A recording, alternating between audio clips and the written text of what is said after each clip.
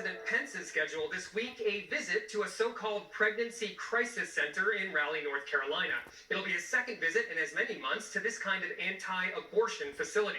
A signal, perhaps, that with Trump's focus on law and order politicking, evangelicals, a core Republican voting bloc, might need some shoring up, as Michael Moynihan found out.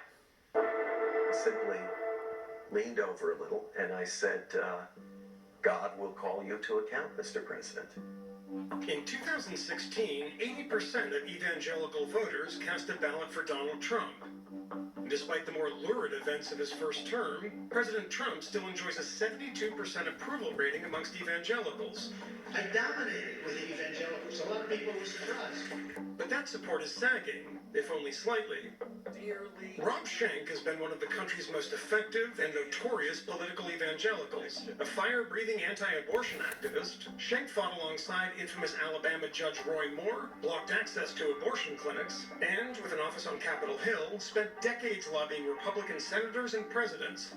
But Schenck recently shocked his former comrades by softening his strident message and excoriating them for making what he sees as a Faustian bargain with Donald Trump. And he's urging evangelicals to not only abandon the president, but to embrace his Catholic pro-choice opponent. You're partially to blame. Were you part of a movement that sets, way of speaking that became standard with Republicans? I certainly fostered the culture that we now see embracing Donald Trump and championing Donald Trump sycophantically. I used fear-mongering. I preached hundreds of sermons in which I painted Democrats, whom I at times referred to as Democrats. I sat in many strategy meetings, particularly with fundraisers, who would say, give me more fear and more anger.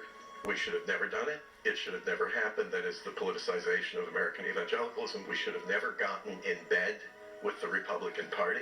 The history of politicizing religion is from bad to absolutely disastrous. And we are living through it now. In fact, I do wonder sometimes if American evangelicalism will survive this. I mean, this is something you dedicated your life to, and you are questioning right now whether that thing survives. And, sorry to be so blunt about it, but what was it all for? We've got a few federal judges. We've got public rhetoric that goes something like, now you can say Merry Christmas again, and no one will scowl at you.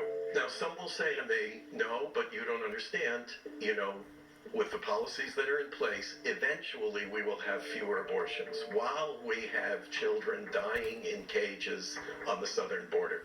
How many 14-year-olds and 9-year-olds will you trade for some newborns?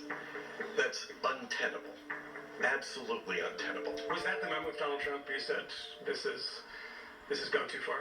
For me, it unfolded over, at least a few years.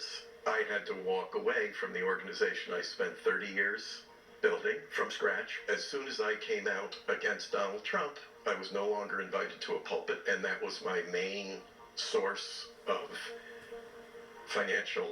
recruiting financial donors for the organization. Money is used to control our voices. I can't tell you how many major donors sat down with me and said, you go against Donald Trump, I'm withdrawing all my financial support. This happened to you? This happened to me. But you went against Donald Trump? I did. I think my colleagues would like to say some of the things that I'm saying now about Donald Trump. But they can't risk $100 million a year budget. But they risk something else.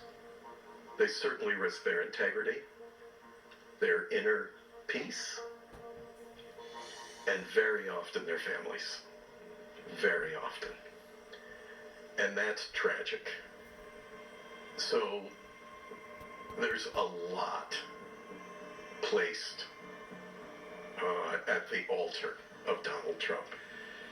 We just heard the Republican National Convention said we don't have policies No anymore. policies. We have no platform. It's whatever Donald Trump feels like doing today, this afternoon, tonight, tomorrow, Friday.